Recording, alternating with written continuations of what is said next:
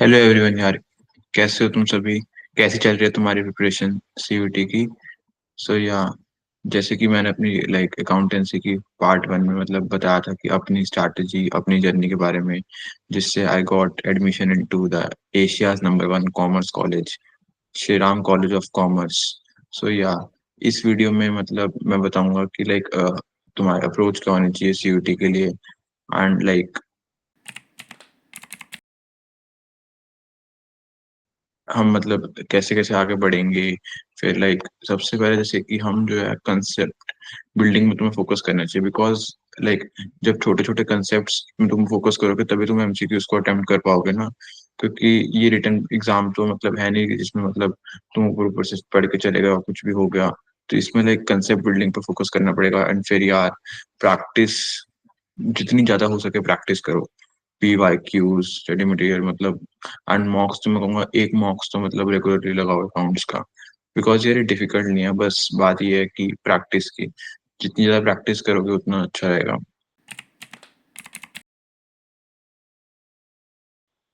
तो या अब जैसे कि चैप्टर वाइज अप्रोच में मैं कहूँ, जैसे कि हमारा फर्स्ट बुक है तो उसमें सबसे पहले चैप्टर आता है फंडामेंटल्स ऑफ पार्टनरशिप। तो उसमें तुम्हें पढ़ाया जैसे कि theory features of partnership deed, calculation of interest on drawing capital, format of PNL appropriation, या फिर लास्ट में जब टॉपिक आता है guarantee given to partner. So ये तो बस एक फाउंडेशन स्टोन है पार्टनरशिप की बुक का। उसके बाद जैसे जैसे आगे बढ़ोगे तो एडमिशन, जिसमें sacrificing new profit sharing ratio, goodwill revaluation adjustment, फिर रिटायरमेंट और डेथ आ जाती है जिसमें gaining new profit sharing ratio, revaluation time, turnover basis पे प्रॉफिट। सो फिर डिसोल्यूशन जब पार्टनरशिप खत्म, कि डिसोल्यूशन फिर इसमें एक बहुत इंपॉर्टेंट क्वेश्चन आते हैं। जैसे कि वो एमसीक्यू में पूछा जाता है कि what is the difference between dissolution of partnership and dissolution of partnership firm. तो उसमें फिर वो कोई सा ऑप्शन दे देगा कि इसमें जैसे कि अगर तुमने को कि उसमें रियलाइजेशन अकाउंट बनता है, जब डिसोल्यूशन ऑफ पार्टनरशिप फर्म की होती है, बट जब डिसोल्यूशन ऑफ पार्टनरशिप होता है तब सिर्फ प्रॉफिट शेयरिंग रेशियो चेंज होती है, तो रिवैल्यूएशन अकाउंट बनता है। तो रिवैल्यूएशन और रियलाइजेशन का मेन डिफरेंस है। फिर हम जैसे कि मूव ऑन करेंगे सेकंड बुक पे तो शेयर कैपिटल आ जाती है। फिर उसमें accounting for share capital and debentures almost similar है, जनरल एंट्रीज वगैरह, बस थोड़ा सा डिफरेंस है रिडेम्पशन ऑफ डिवेंचर्स में। फिर थर्ड बुक में फाइनेंशियल स्टेटमेंट्स आ जाती है, जिसमें balance sheet profit and loss, इसमें हेड्स एंड सब हेड्स बहुत इंपॉर्टेंट है। एंड फिर रेशियोज पे हम चलेंगे, जैसे कि इसमें अलग अलग टाइप के रेशियोज होते हैं। मेनली चार में हमने क्लासीफाई होते हैं: लिक्विडिटी, सॉल्वेंसी, प्रॉफिटेबिलिटी, टर्नओवर। फिर कैश फ्लो फाइनल चैप्टर, जिसमें ऑपरेटिंग, इन्वेस्टिंग और फाइनेंसिंग। हाँ, और फिर NPO not for profit organisation, ये भी वैसे बोर्ड्स के लिए रिलेटेड है, बट या सीयूटी में इसका बहुत इंपॉर्टेंट है। तो income and expenditure, receipt, subscription, ये सारे अकाउंट्स होते हैं। फिर कंप्यूटराइज्ड अकाउंटिंग सिस्टम। पहले तो इसमें बच्चों को कह देते थे कि तुम छोड़ सकते हो, क्योंकि पहले तो पर क्योंकि अब तो सीयूटी में अपडेट आएगा तो जितने क्वेश्चन आएंगे सारे अटेम्प्ट करने होंगे। तो या अब तो तुम्हें पूरा सिलेबस पे अच्छे से ध्यान देना होगा, क्योंकि अब एक भी क्वेश्चन छोड़ोगे तो opportunity cost will be of 5 marks. So ये आप तो छोड़ भी नहीं सकते। तो आप तो पूरे सिलेबस पे अच्छे से। सो या ये हमारी अप्रोच रहेगी, हम इस अप्रोच से कवर करेंगे। इसमें हर चैप्टर के इन डेप्थ जो अच्छे एमसीक्यूज हैं will be covering side by side. So या और ये जो है सिलेबस में मेन डिफरेंस है जो बोर्ड्स और सीयूटी में है। जैसे कि मेनली क्या है कि बोर्ड्स बोर्ड्स में accounting for not profit organisation नहीं है, जिसमें बट इसमें सीयूटी में है, और ये अब तो मेजर रोल प्ले करेगा, क्योंकि अब तो तुम्हारे पास वो छोड़ने की भी चॉइस नहीं है, जैसे एलिमिनेशन। तो ये अब तो हर क्वेश्चन अटेम्प्ट करना ही है। तो या इस पे हम we will be giving more focus to these chapters which are related in your boards. या एंड इसमें भी जैसे कि और भी जो चैप्टर रिलेटेड है, accounting for redemption of debentures, तो ये भी थोड़ा रिलेटेड चैप्टर है। तो इसमें भी ज़्यादा फोकस देने का है। और कंप्यूटराइज्ड अकाउंटिंग सिस्टम ये तो मेन है, है वैसे बहुत थ्योरी, बट या अब तुम्हें अच्छे से याद करना पड़ेगा। इसके अंदर 4 चैप्टर आ जाते हैं: over review of computerised accounting, then using, कैसे यूज करते हैं इसको, फिर डाटाबेस मैनेजमेंट सिस्टम, अकाउंटिंग आपकी इलेक्ट्रॉनिक स्प्रेडशीट, वैसे ही 9th 10th में जिनके पास आईटी था, इंफॉर्मेशन टेक्नोलॉजी, उन्होंने मतलब डीबीएमएस और इलेक्ट्रॉनिक स्प्रेडशीट पढ़ा भी होगा, तो इतना टफ नहीं है। बट या ये मतलब पूरा रट्टा है, इसमें कंसेप्ट बहुत कम है।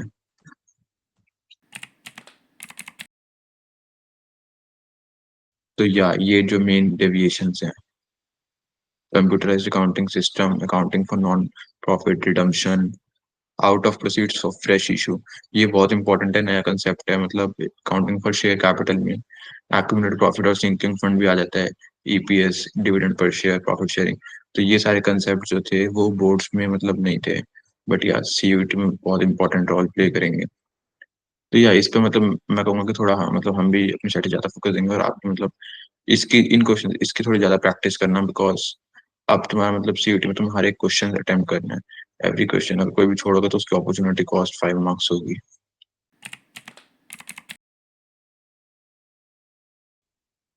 तो या ये तुम्हारा मेन रोल रहेगा। अब जो सबसे पहले मैं कहूंगा कि मतलब जो तुम्हें अपनी अप्रोच रखनी चाहिए वही होना चाहिए कि सबसे पहले, जैसे कि अभी तो लाइक 12th के, जैसे कि अब तुम्हारे प्री बोर्ड्स चल रहे होंगे, तुम्हारा जो मेजर बोर्ड्स का सिलेबस होगा वो तो कवर हो ही गया होगा। तो सबसे पहले मैं कहूंगा अब एक बार ना, मतलब जैसे कि बोर्ड्स में जनरली लोग क्या करते हैं, मतलब मेरे साथ ये रहा कि टीएस ग्रेवाल मैम मतलब जनरली स्कूल्स में फॉलो होती है, बट सीयूईटी के अप्रोच से मैं कहूंगा कि तुम्हारा मेन फोकस ना एनसीईआरटी बुक्स पर आना चाहिए, क्योंकि एनटीए जो है ना वो मेनली क्वेश्चन एनसीईआरटी पे फोकस करके बनाता है। थ्योरी भी, तो थ्योरी के लिए तो एनसीईआरटी, मतलब जैसे कंप्यूटराइज्ड अकाउंटिंग सिस्टम हो गया, या मतलब जो भी वो जो थर्ड बुक में जो फर्स्ट चैप्टर है कि फाइनेंशियल स्टेटमेंट हेड सब हेड्स, तो मतलब जो थ्योरी चैप्टर्स है ना उनके लिए तो मतलब एनसीईआरटी को अच्छे से गो थ्रू कर लेना। प्रैक्टिकल के लिए मतलब एक बार एनसीईआरटी के जो क्वेश्चंस हो, उसके बाद टीएस ग्रेवाल हो गई, डीके गोयल हो गई, नहीं तो ऑनलाइन बहुत सारे स्टडी मटेरियल अवेलेबल है, नहीं तो हम 800 क्लब में भी लाइक तुम्हें मॉक्स मतलब 10 to 15 मॉक्स प्रोवाइड करेंगे, पीवाई क्यूज। तो मतलब बट सबसे पहले अपना फोकस है ना कंसेप्चुअल क्लैरिटी पे, उसके लिए एनसीईआरटी मतलब बेस्ट रिसोर्स है। फिर उसके बाद प्रैक्टिस करो, जितने ज्यादा क्वेश्चंस हो सके उतनी प्रैक्टिस करो, try to solve as many questions as you can. मतलब पहले जो है कि एनसीईआरटी, फिर T S Grewal, D K Goyal, online net पे भी बहुत मिलते हैं, नहीं तो 800 क्लब भी लाइक 10 to 15 मॉक्स प्रोवाइड करेंगे, पीवाई क्यूज, पूरा अच्छे स्टडी मटेरियल। और फिर मतलब और क्वेश्चंस में भी ना, मतलब जैसे कि अब एमसीक्यू क्वेश्चंस हैं, तो उसमें भी जो मेन लाइक तुम्हें ना एलिमिनेशन टेक्निक आना चाहिए, कि तुमने क्वेश्चन रीड किया, अब उसमें से तुम्हें ना ऑप्शंस एलिमिनेट करते जाने हैं, तो फिर जो लास्ट में बचता है मतलब एलिमिनेशन टेक्निक से ना क्वेश्चन का आंसर आसानी से निकल जाता है। तो और वही, और इससे मतलब फिर तुम्हें मतलब आराम से, मतलब अकाउंट्स में 200 आउट ऑफ 200 लाना इज नॉट डिफिकल्ट यार। मतलब बहुत इजी है, मतलब कंसेप्ट जिसके क्लियर है और जिसने प्रैक्टिस थोड़ी करी है ना अच्छे से, तो आराम से आ जाता है। अब जैसे कि ये these are some sample questions. अब जैसे कि हम चलते हैं, अब वो कह रहा है on the date of admission there was a balance of 45,000 in the account of machinery. तो वो जो थी अंडर वैल्यूड बाय 10%। तो,